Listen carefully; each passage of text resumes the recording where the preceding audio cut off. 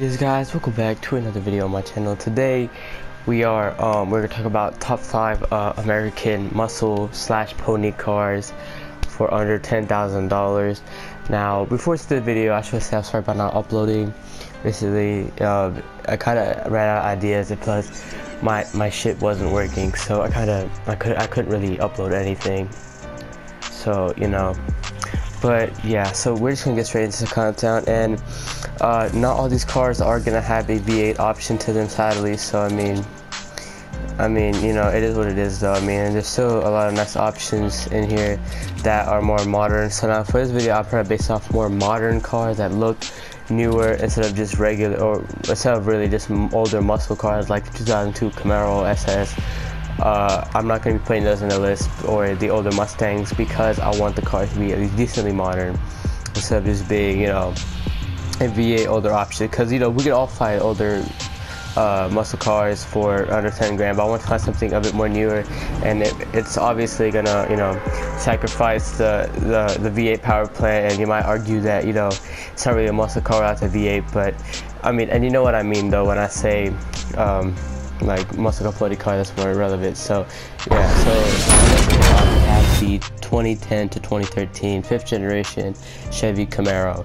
Now you can find these for around $8,000 to $9,000, and some reaching 10, 12, but mostly the better deal is, you know, around $9,000 to $10,000, $8,000, you know, those lower prices. Because the thing is with these, with this like sort of generation, this is GM cars in general, they have really good reliability, so you're not going to be, you know, and you're not going to have to spend like $4,000 rebuilding anything on these. I mean, if you find a good one without any accidents, try not to get any accidents. Just try to find one without any accidents, but just with higher mileage, because those are obviously going to be better, because the engines in these are meant to last for like 200, 300,000 miles if you take care of it properly.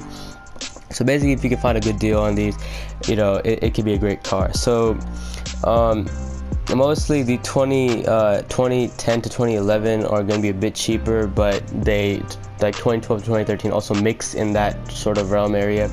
So what you can do with that is try to get a 2012 or 2013. 2013 is the best, because that's when they added the navigation system and the new steering wheel. If you don't care about the navigation system, best option probably in general is the 2012, because it comes with a new steering wheel, which is really handy compared to the 2010 to 2011 steering wheel. But if you really just need the most affordable one you can find, if you really just need to get the cheapest Camaro, you can, I mean, sure, go ahead and opt for the 2010. It's not a bad car in any means, but you know.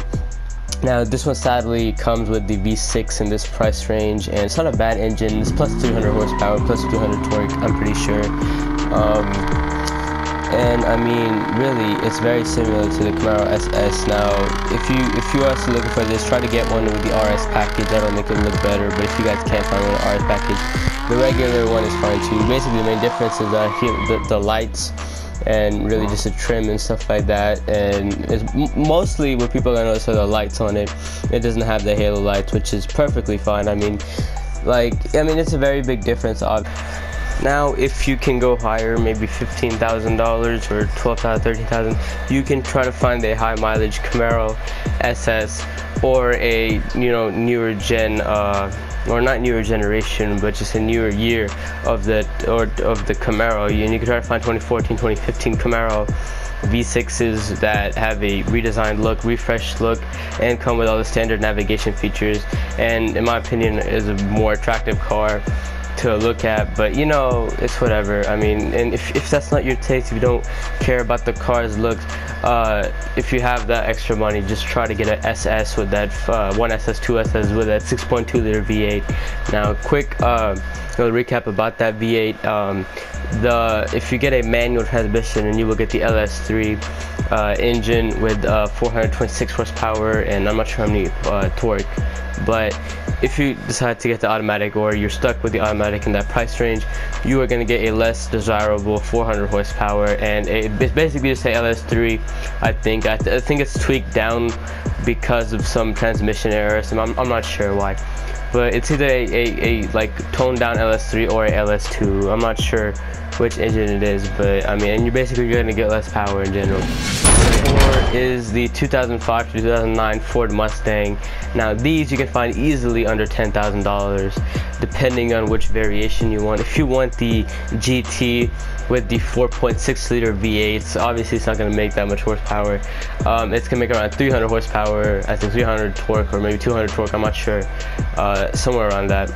And basically with this you're basically getting the complete package. The only problem you have with this is it's a bit more outdated than everything else on this list, but I mean it should be okay, because the thing is you get the V8, you get the modern-ish looking styling.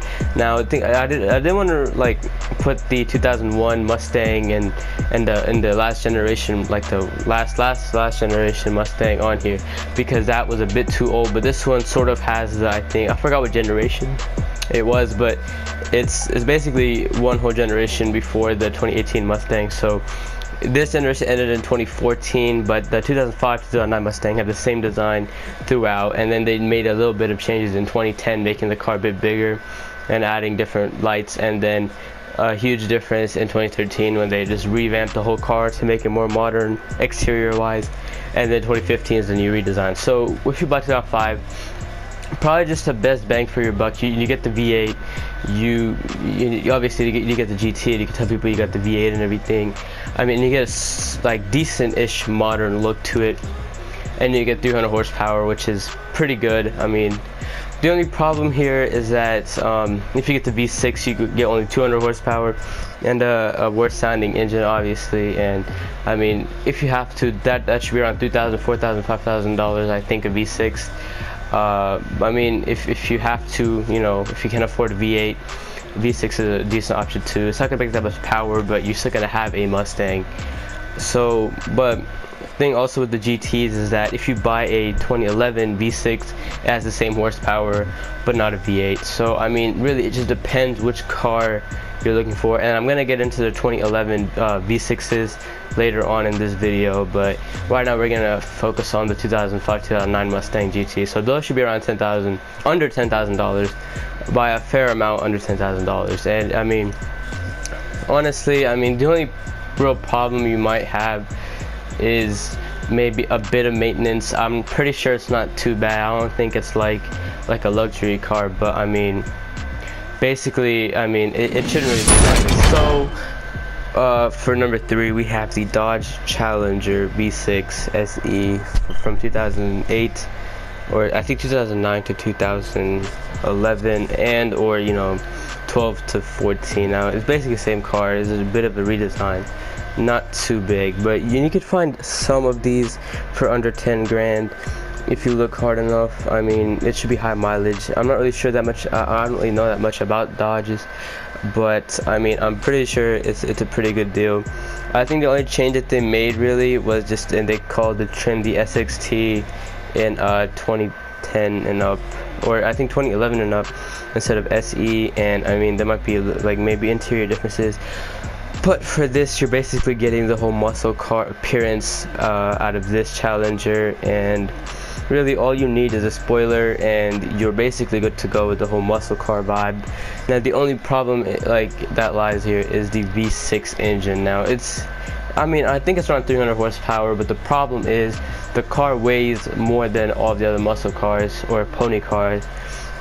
So the engine's not going to be as useful. I mean, if you really care about appearance, you don't care about power. But if you care about power, if you can have 15,000, I think 17,000-ish, you can probably cop yourself a RT with around maybe 100,000 miles. So I mean, if that interests you, just go for that. Yeah, an RT around $12,000, $14,000. So I mean, yeah, but I think you're gonna get 375 horsepower. I'm not sure though, but it's just, I think 50 to 70, I think, horsepower bump, which is pretty good. But you know, I mean, up to you. If I were you, I'd rather get a Camaro SS or a Mustang GT instead of this, just because of the whole like power to weight ratio. But if you really like the way the Challenger looks, go ahead and get yourself an RT. For number 2, we have the 2012 Dodge Charger. Now this is more of a unique car because you can actually find a lot of variants that match your basically what you want.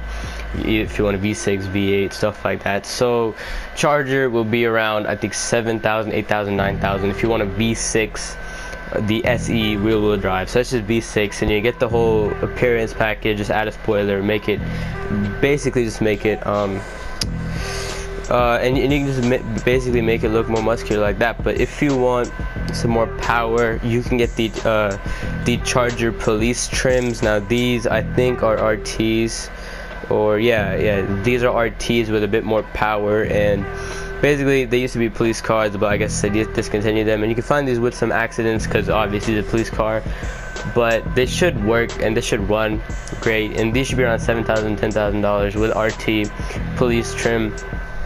Now if you don't want the older sort of trim level, I mean, I'm pretty sure you can also find RTs in around $10,000, $11,000, maybe even cheaper for these. But if you do like, and the thing is with this car, it looks more modern than everything else on this list because of the design. If you basically get the car already, it looks really it looks more modern than like most of these cars on this list. Like the only car that's kind of competing with is the Camaro. If you can find the Camaro with a really more detailed spec, and that will probably look a bit better. But really the Charger over here could look really nice in person, especially when you get the right colors and stuff. Red is a pretty good color for this car, and you can get a V8 in it, and it can fit 5 people, which is pretty good.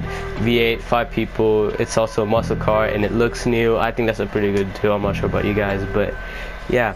And you can find this around $10,000 as well. Now if you do want to opt for the newer version and you don't care about the power, you can maybe find it around, I think, $12,000, $13,000, around $14,000 for the V6. I'm pretty sure the SXT.